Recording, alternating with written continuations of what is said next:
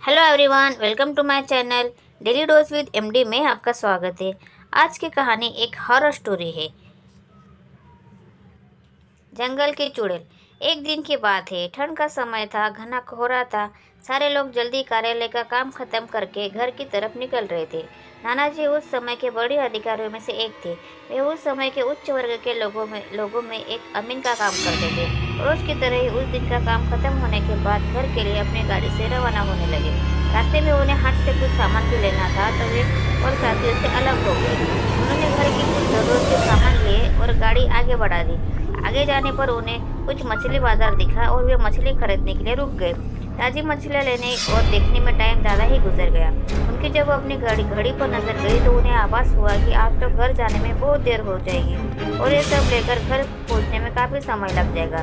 फिर यही सोचकर उन्होंने सोचा कि क्यों ना जंगल के रास्ते से निकला जाए तो जल्द पहुंच जाऊंगा। तो उन्होंने अपना रास्ता बदला और जंगल की तरफ अपनी गाड़ी को घुमा लिया। समय 11 बज चुके थे। गाड़ी तेज रफ्तार से आगे बढ़ रही थी, लेकिन अचानक तेज ब्रेक के साथ गाड़ी को रोकना पड़ा। उनकी गाड़ी के आगे एक औरत जोर जोर से रो रही थी। उन्होंने सोचा इस वीराने में ये औरत क्या कर रही है। उन्हें लगा कि कोई मजदूर की पत्नी होगी, तो नाराज होकर घर छोड़कर जंगल में भाग गई। तो उन्होंने उससे पूछा कि हाँ जंगल में तुम क्या कर रही हो, लेकिन उसने कोई जवाब न देकर और जोर जोर से रोने लगी। सारे जंगल में उसकी खूबू सी चिट्ठियाँ बोल रही थी। फिर नाना जी ने पूछा तुम्हारा घर कहाँ है, लेकिन वो कुछ भी ना बोली। तब नाना जी ने कहा कि आज चलो मेरे घर में रहना, सुबह अपने घर चले जाना।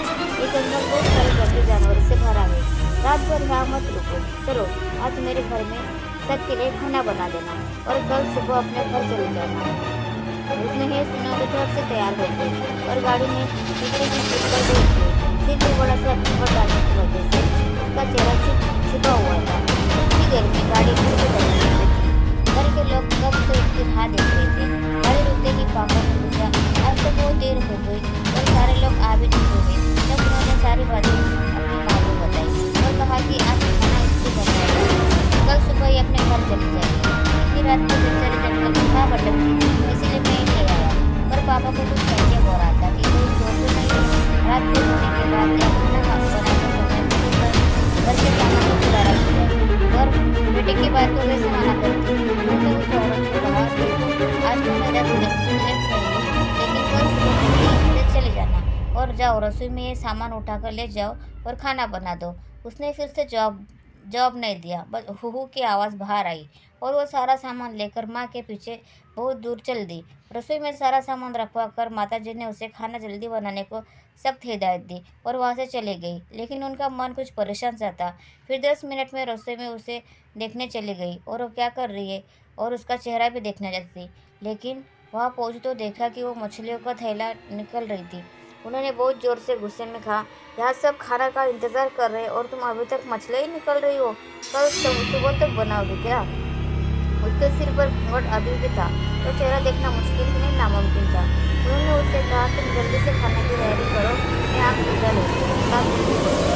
और वे जल्दी से चूल्हा जलाने की तैयारियां करने लगी। लेकिन साथ ही वो उसका चेहरा देखने की भी कोशिश कर रही थी। लेकिन वो जितना देखने की कोशिश करती वो औरत पल्लू खींचती थी।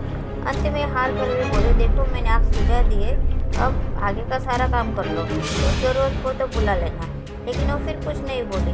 अब उन्हें लगा कि यहाँ से जाने में ही ठीक है, वरना मेरा भी समय खराब होगा और हो सकता है अनजान लोगों से डर रही हो। ये सब सोचकर उन्होंने उससे कहा कि मैं जा रही हूँ, जल्दी से खाना बनाकर रखना, और वहाँ से निकल गई। मन अभी तक परेशान ही था, कभी अपने कमरे में, कभी बच्चों से, कभी बाहर, सबको देख रही थी कहीं कुछ अनोखी न हो जाए। 1 मिनट भी आराम से नहीं बैठ पाई। अभी 5 मिनट भी नहीं हुए थे उनके लिए, तो घड़ी पहाड़ सी हो रही थी। समय बीत नहीं रहा था। 8 मिनट बड़ी मुश्किल से गुजरे और वे तुरंत ही कुछ सोचकर रसोई की तरफ दौड़ी।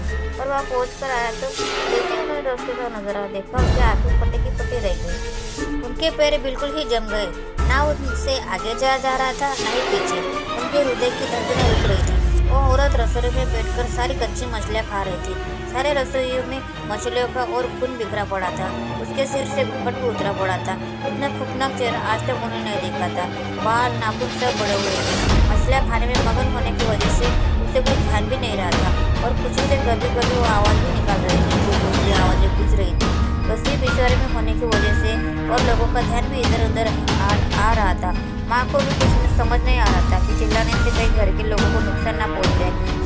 से अपने घर को कैसे बचाए उन्हें समझ नहीं आ रहा था। बस भगवान का नाम ही उनके दिमाग में आ रहा था।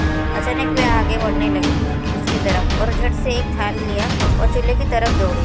उस चुड़ैल की नजर भी पापा पर पहुंच चुकी थी, तो वो कुछ सोच कर उठी उस जगह से। माँ कुछ भी देर नहीं करना चाहती थी। उन्हें पता था कि आज अगर जरा सी भी लापरवाही हुई तो अनहोनी हो जाएगी।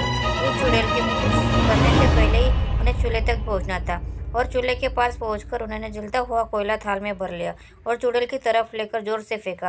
आग की जलन की वजह से वो अजीब सी डरावनी आवाज़ें निकालने लगी। अब तो उसकी आवाज़ें बाहर भी जा रही थी और सारे लोग बाहर से रसोई की तरफ भागे। वो चुड़ैल जोर से हूँ हूँ जोर की आवाज़ निकाल रही थी और पूरे रसोई में दौड़ रही थी और माताजी को पकड़ना भी चाह रही थी। लेकिन अब सारे लोग रसोई में आ चुके थे। काफ़ी लोगों की भीड़ देखकर वो और भी डर गई थी। लोगों की भीड़ को झेलती हुई वो बाहर जंगल की तरफ भाग गई और सारे लोग ये मंजर देखकर डरे सहमे खड़े थे और मन ही मन माताजी की हिम्मत की दाद दे रहे थे। तो ऐसे छुटा चुड़ैल से पीछा। तो फ्रेंड्स, आपको ये डरावनी कहानी कैसे लगी प्लीज़ कमेंट करके बताइए और वीडियो को लाइक शेयर और सब्सक्राइब ज़रूर करिए। धन्यवाद। Thanks for watching.